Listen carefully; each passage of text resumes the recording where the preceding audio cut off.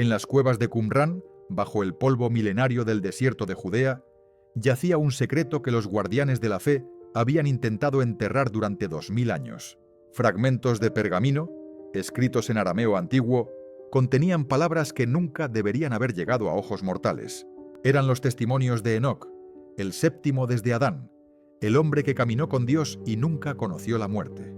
Sus visiones describían ángeles rebeldes, puertas celestiales y conocimientos prohibidos que alterarían para siempre la comprensión del universo.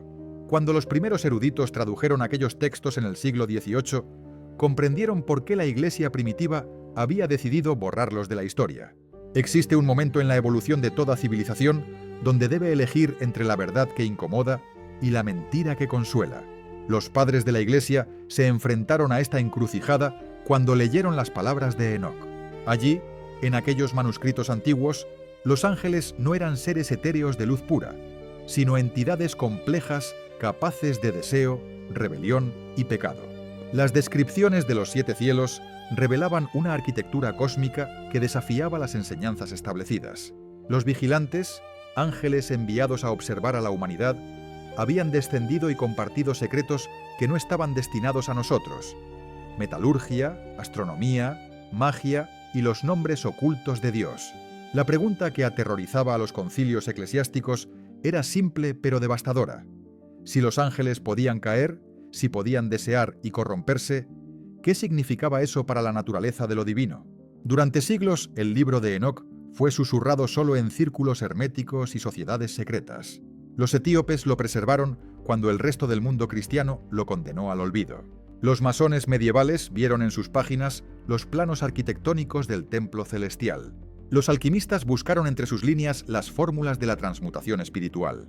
Hoy, en una época donde la ciencia explora dimensiones paralelas y la astrofísica descubre arquitecturas cósmicas cada vez más complejas, las visiones de Enoc resuenan con una familiaridad perturbadora, como si ese hombre antiguo, elevado al cielo en cuerpo y espíritu, hubiera visto verdades que apenas comenzamos a comprender, como si los secretos que la Iglesia ocultó fueran precisamente los que necesitamos para entender quiénes somos realmente. Imagina por un momento que sostienes en tus manos un texto tan antiguo que sus palabras fueron escritas antes de que naciera Cristo. Un manuscrito que los patriarcas de la fe primitiva leyeron, temblaron y decidieron ocultar para siempre. No lo destruyeron completamente, porque destruir la palabra escrita es destruir un pedazo de Dios mismo, pero lo apartaron, lo condenaron al silencio, lo borraron de los índices oficiales. Ese texto existe, se llama el Libro de Enoc, y durante casi 2000 años su mera mención era considerada herejía. La historia comienza con un nombre que resuena como un eco desde el principio de los tiempos: Enoc. En el Génesis, su biografía es desconcertantemente breve. Vivió 365 años, caminó con Dios, y luego simplemente desapareció porque Dios se lo llevó. No murió. No fue enterrado. Simplemente dejó de estar aquí. Para las mentes antiguas, esto era extraordinario. Todos mueren. Adán murió. Set murió. Matusalén, el hombre más longevo de la historia, también murió. Pero Enoc no. Enoc fue tomado, arrebatado, elevado a lugares que ningún mortal debería conocer. Durante siglos, nadie supo qué había visto Enoc durante su viaje celestial, hasta que aparecieron los textos, primero en fragmentos, susurrados en tradiciones orales etíopes, luego en manuscritos arameos descubiertos entre los rollos del Mar Muerto. Lo que aquellos textos revelaban era tan perturbador que los padres de la Iglesia, reunidos en concilios bajo la sombra del poder romano, decidieron que este libro no podía formar parte del canon bíblico. No para el pueblo, no para las mentes simples que necesitaban certezas, no preguntas. Porque el libro de Enoc no ofrecía respuestas tranquilizadoras. Ofrecía una ventana a una realidad donde lo divino y lo terrenal se entrelazaban de formas prohibidas. La narrativa central del libro es tan cinematográfica que parece extraída de una película moderna. Un grupo de ángeles llamados los vigilantes desciende del cielo. Su misión original era observar a la humanidad, guiarla discretamente, mantener el orden cósmico. Pero algo salió, terriblemente mal. Estos seres celestiales, contemplando a las hijas de los hombres, sintieron deseo. No el deseo espiritual de servir, sino el deseo carnal, humano, prohibido. Y tomaron una decisión que cambiaría el curso de la historia. 200 de estos ángeles, liderados por uno llamado Semiaza, juraron en el monte Hermón descender y tomar esposas humanas. Y te invito en este momento, si estas palabras resuenan en algún lugar profundo de tu intuición, a que te suscribas a este espacio. Porque lo que estás por descubrir no son simples relatos antiguos, son preguntas que quizás siempre has llevado contigo, esperando ser formuladas en voz alta. Lo que sucedió después de aquel pacto en el monte Hermón fue catastrófico según el texto. Los ángeles no solo se unieron a las mujeres humanas, les enseñaron secretos que el cielo había guardado celosamente. Azazel enseñó la forja de armas y la metalurgia. Shamsiel reveló los signos del sol y la luna. Barakel instruyó en astrología. Cocabiel enseñó la lectura de las constelaciones. Tamiel mostró la astronomía completa. Arradel enseñó los cursos lunares. Estos conocimientos, según el libro, no estaban destinados a la humanidad primitiva. Eran demasiado avanzados, demasiado poderosos, capaces de corromper el orden natural de la evolución humana. Pero lo más perturbador no fueron los conocimientos técnicos, fue la descendencia.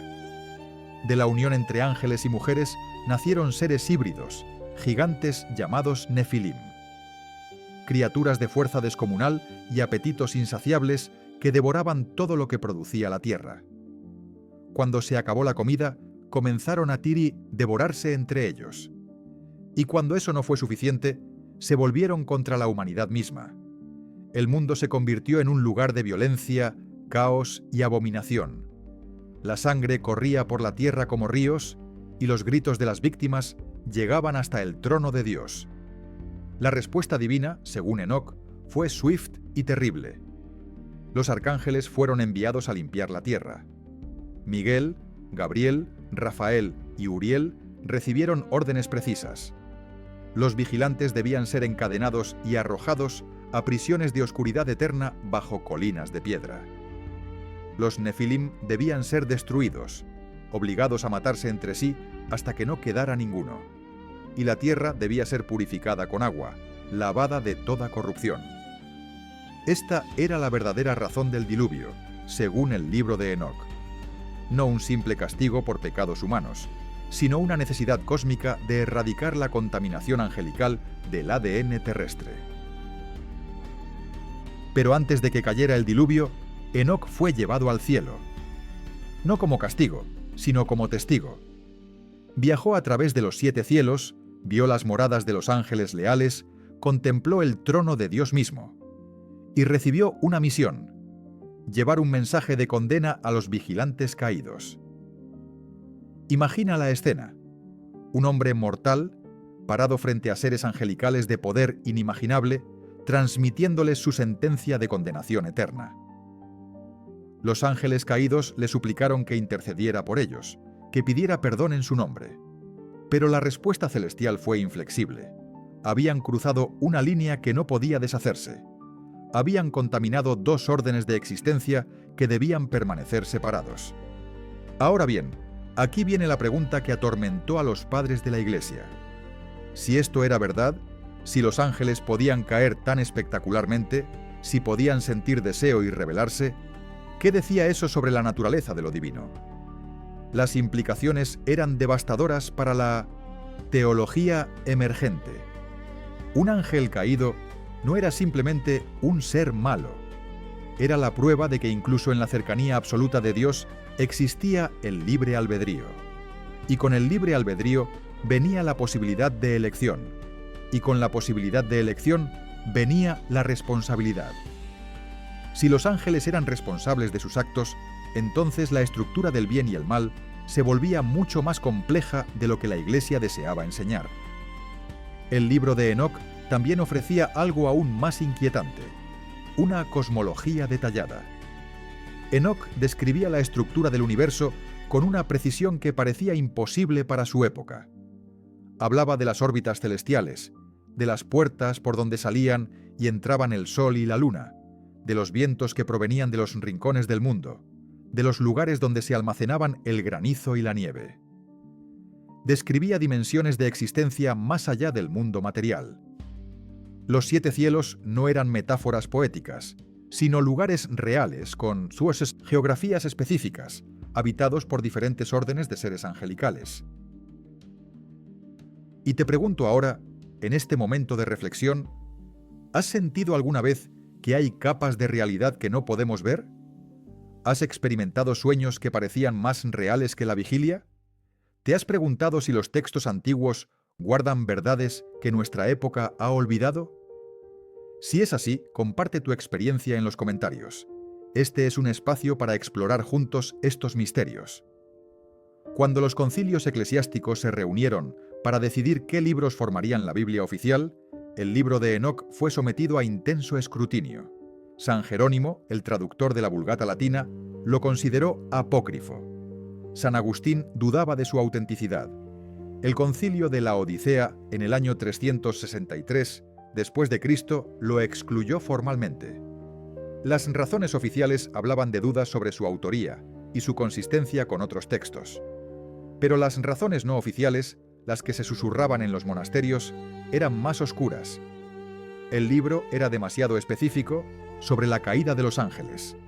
Daba demasiados detalles sobre la rebelión celestial. Humanizaba a los ángeles de formas que la doctrina oficial encontraba peligrosas. Sin embargo, el libro no desapareció completamente. La Iglesia Ortodoxa etíope lo mantuvo en su canon, considerándolo escritura sagrada hasta el día de hoy. Las comunidades judías lo preservaron en fragmentos. Los estudiosos del esoterismo medieval lo copiaron en secreto. Y cuando los arqueólogos descubrieron los rollos del Mar Muerto en 1947, allí estaban múltiples copias del libro de Enoc en arameo, fechadas entre el siglo III antes de Cristo y el primer siglo después de Cristo. La evidencia física confirmaba que este texto era conocido y venerado en tiempos de Jesús. El manuscrito prohibido nos enfrenta a una pregunta fundamental. ¿Qué más nos han ocultado? Si un texto tan antiguo y tan influyente pudo ser borrado del canon, ¿cuántas otras verdades yacen enterradas en bibliotecas secretas o perdidas en el polvo del tiempo? El libro de Enoc no es solo un texto religioso. Es una ventana a un momento de la historia humana donde el velo entre los mundos era más delgado, donde los límites entre lo divino y lo mortal se difuminaban, donde los secretos del cielo se escribían en pergamino para que algún día, quizás en una época como la nuestra, alguien los encontrara y preguntara de nuevo: ¿qué pasó realmente cuando los ángeles caminaron entre nosotros?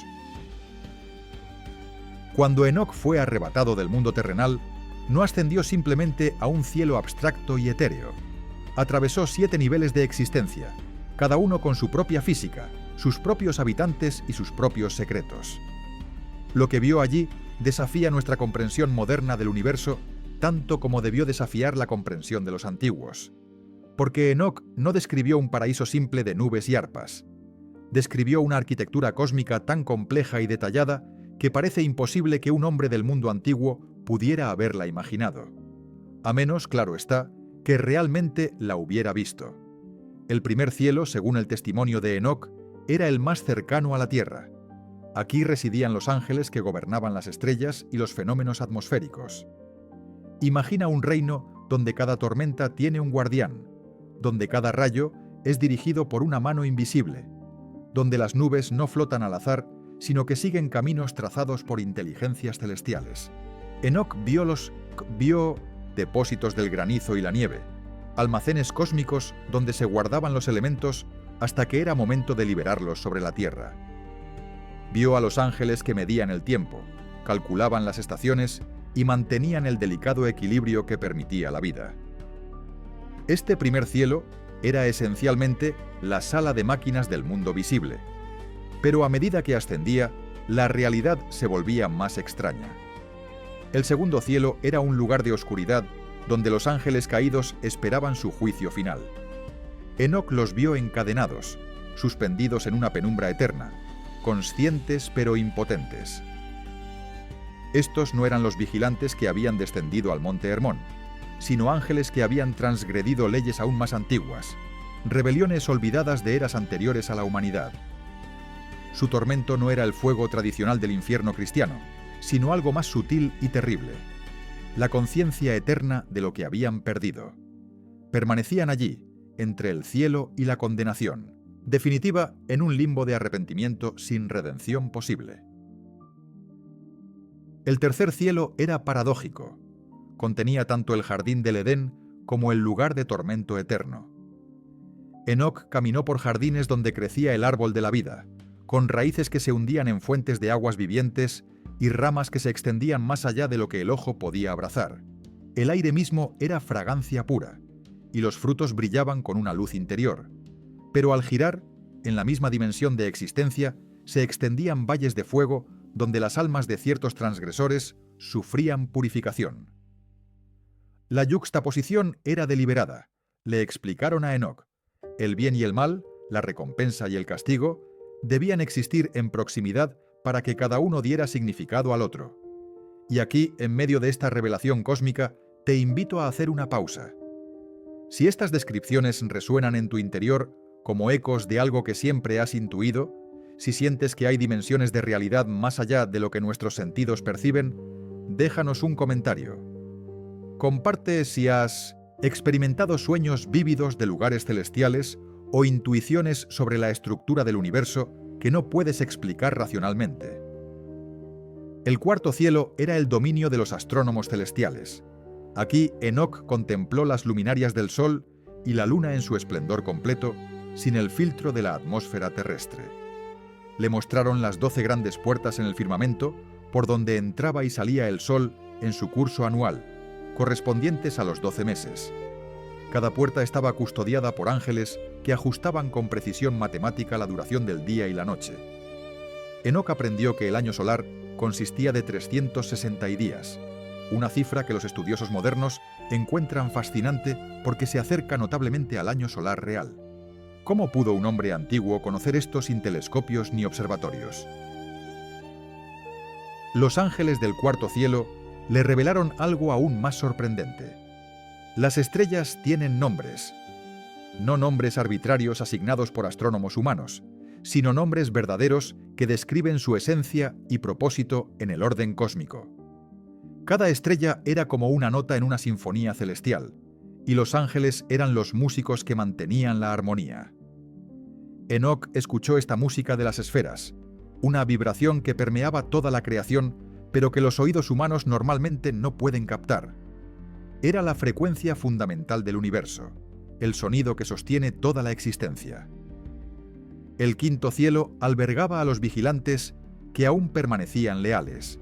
Estos eran los ángeles que habían resistido la tentación de descender, que habían mantenido su voto de observar sin interferir. Enoc los vio en sus formaciones militares celestiales, organizados en legiones y falanges, cada uno con rango y función específicos. Pero lo que más le impactó fue su apariencia. Seres de Mindortintos de fuego y luz, cuya mera presencia era insoportable para los ojos mortales. Tenían rostros múltiples, alas innumerables y se movían en direcciones que desafiaban la geometría euclidiana. Eran, simultáneamente, aterradores y magníficos. Estos vigilantes leales le revelaron a Enoc un secreto que la Iglesia encontró especialmente perturbador. Existía un balance cósmico que debía mantenerse. Por cada ángel que caía, otro debía ascender. Por cada acto de rebelión, debía existir un acto equivalente de redención. El universo no era un sistema estático donde el bien ya había triunfado definitivamente. Era un campo de batalla dinámico donde la lucha entre orden y caos continuaba eternamente. Esta idea contradecía la teología emergente de una victoria final y absoluta del bien. Sugería que la tensión creativa entre opuestos era parte del diseño fundamental de la existencia. El sexto cielo era el dominio del conocimiento puro. Aquí residían los arcángeles principales: Miguel, Gabriel, Rafael, Uriel, Raguel, Sariel y Remiel. Cada uno gobernaba sobre aspectos específicos de la creación. Miguel comandaba las huestes celestiales y era el protector de Israel. Gabriel era el mensajero divino y el revelador de visiones. Rafael era el sanador y guardián de los viajeros. Uriel custodiaba las puertas del conocimiento prohibido. Enoc pasó largo tiempo en este cielo, aprendiendo los secretos de la creación, las leyes que gobiernan la física celestial y las razones detrás de los mandamientos divinos. Los arcángeles le mostraron los libros donde estaban escritos los destinos de todas las almas humanas. Cada vida era un volumen completo, con cada pensamiento, palabra y acción registrados con precisión absoluta. Pero Enoc también vio algo extraordinario. Los libros no estaban completos. Las últimas páginas permanecían en blanco, esperando ser escritas. El destino no era algo fijo e inmutable. Existía el libre albedrío, la capacidad de cada alma de escribir su propio final. Esta revelación era simultáneamente liberadora y aterradora. Somos autores de nuestra propia eternidad. Finalmente, el séptimo cielo, el lugar donde reside el trono de Dios mismo. Enoc no pudo describir completamente lo que vio allí, porque el lenguaje humano carece de palabras para expresar aquella realidad. Habló de un trono de fuego cristalino, rodeado por miríadas de ángeles que cantaban sin cesar. Describió la presencia divina como una luz tan brillante que hacía que el sol pareciera oscuridad en comparación. Pero más que la descripción visual, lo que Enoc transmitió fue la experiencia emocional. Un amor tan vasto que contenía todo el universo. Una sabiduría tan profunda que conocía cada pensamiento antes de ser pensado. Un poder tan absoluto que podía destruir y crear con una sola palabra. Y ahora, mientras contemplas estas revelaciones, te pregunto, ¿no has sentido nunca, en momentos de quietud profunda, que existe algo más grande que trasciende nuestra comprensión ordinaria? ¿Has experimentado momentos de conexión con algo infinito? Comparte tus reflexiones con esta comunidad de buscadores. Estas experiencias no son coincidencias, son recordatorios de nuestra conexión con aquella arquitectura celestial que Enoc contempló. La razón por la cual esta cosmología fue censurada es obvia cuando la examinamos con honestidad. El libro de Enoc presentaba un universo demasiado complejo para la teología simplificada que la Iglesia deseaba enseñar. Los 7 cielos sugerían niveles de existencia espiritual, jerarquías angelicales y dimensiones de realidad que complicaban el mensaje de salvación simple. Además, el papel de los vigilantes como mediadores entre cielo y tierra, aunque fallidos, sugería que la comunicación entre lo divino y lo humano podía ser más directa de lo que la Iglesia institucional estaba dispuesta a admitir. La cosmología de Enoc también implicaba que el universo era mucho más grande y antiguo de lo que la cronología bíblica oficial permitía. Hablaba de eras anteriores a Adán, de rebeliones angelicales en tiempos primordiales, de ciclos cósmicos de destrucción y renovación. Para los teólogos del siglo IV y V después de Cristo, tratando de establecer una narrativa histórica lineal que culminara en la redención cristiana, estas ideas eran profundamente problemáticas. No encajaban en el modelo de creación, caída y redención que se estaba estandarizando.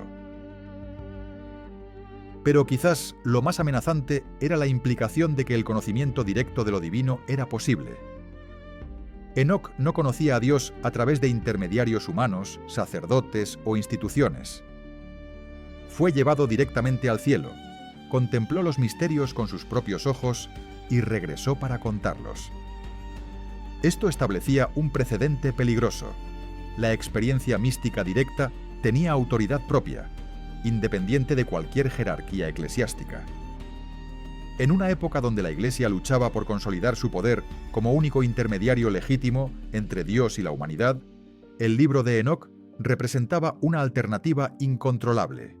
Los secretos del cielo que Enoc reveló no eran simplemente curiosidades cosmológicas, eran un mapa de la consciencia, una guía para navegar dimensiones de existencia que permanecen accesibles para aquellos dispuestos a mirar más allá del velo.